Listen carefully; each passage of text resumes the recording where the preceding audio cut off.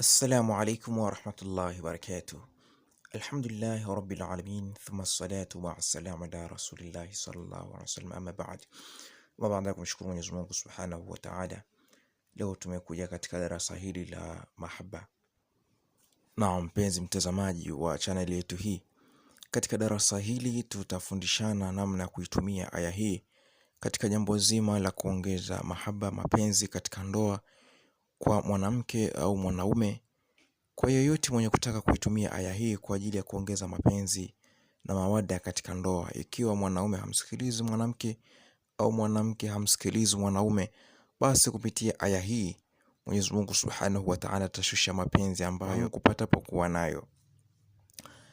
Nifuatilie vizuri, lakini nakusihi ndugu yangu mpenzi mtazamaji wa channel hii kuto kuitumia aya hii katika mazingira potovu, kwani itakuwa ni yenye kukuangamiza siku ya kiyama. Mpenzi mtazamaji wa chaneli yetu hii pendwa, sasa kama unataka kuongeza mahaba, mawada, mapenzi na rahma katika ndoa yenu, basi itumie aya hii. Itumie aya hii. Ima ni mwanamke au mwanaume, yoyote anaweza kuitumia aya hii katika kutengeneza mapenzi na kuidumisha ndoa yao au ndoa yenu. Kama ndani hamsikilizani, hapo ndani hakuna maelewano, usipate shida ukaenda kwa mganga kuandikia matalasi mengi, wala usipate shida hiyo. Itumie aya hii. Itumie aya hii. Hakika kwa uwezo Mwenyezi Mungu Subhanahu wa Ta'ala utakuja kutoa mrejesho, na kwa wale ambao wanaifahamu aya hii watakuwa mashuhuda juu ya hili ambalo ninalielezea. Ni aya tangafu sana, ni aya mashuhuri mno katika swala zima la kuongeza mapenzi katika ndoa. Sizungumzii katika majambo mengine. Hayo mengine ukiyafanya ni katika haramu na Mwenyezi Mungu atakuja kukuhukumu siku ya kiyama. Mimi nitaielezea katika njia ya kutengeneza mapenzi ya ndoa na mawada, kwa sababu ndoa ni jambo ambalo Mwenyezi Mungu Subhanahu wa Ta'ala analipenda, na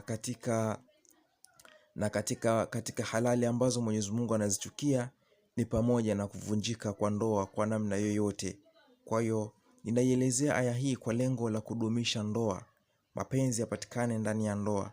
Kwa hiyo mtazamaji wa video hii, aya hii katika kuitumia ili mapenzi yaongezeke, basi unatakiwa uitumie katika namna ambayo nitakueleza.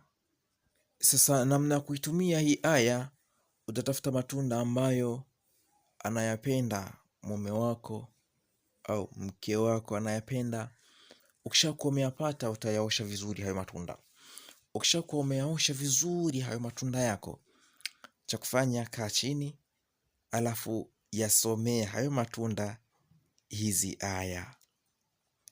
Hizi aya zinasomeka hivi, utafata haya maelezo, huu taratibu ndo ufate vizuri kabisa ili kupata majibu yaliyokuwa sawa sawa. Utaisoma hii aya kwa namna hivi: Bismillahirrahmanirrahim. Hal ata ala al-insani hinun min ad-dahri lam yakun shay'an madhkura. Inna khalaqna al-insana min nutfatin amshajin nabtalihi kadhalika nabtali. Utataja jina la muhusika hapo, jina lake yeye tu. Ukishataja jina lake, utaendelea na maneno yanayofuata mbele ya aya ambayo yanasema faja'alnahu samian. Ilo neno samia utalirudia mara 7, yani samian samian samian samian samian samian samia. Kisha baada ya kulirudia mara 7 utalipulizia hilo tunda au hayo matunda utayapulizia, kisha utampa ayale. Na hii haina madhara kwa kweli, hii haina madhara yoyote. Yani huyo utakemfanyia hichi kisomo hapatwi na madhara yoyote, bali tu ataongeza mapenzi kwa upande wako.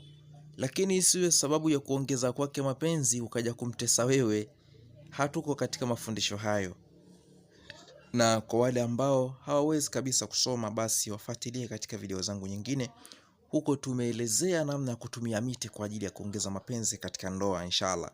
Pia usisahau kusubscribe channel yetu ili kuweza kupata masomo mengine yajayo. Karibuni sana.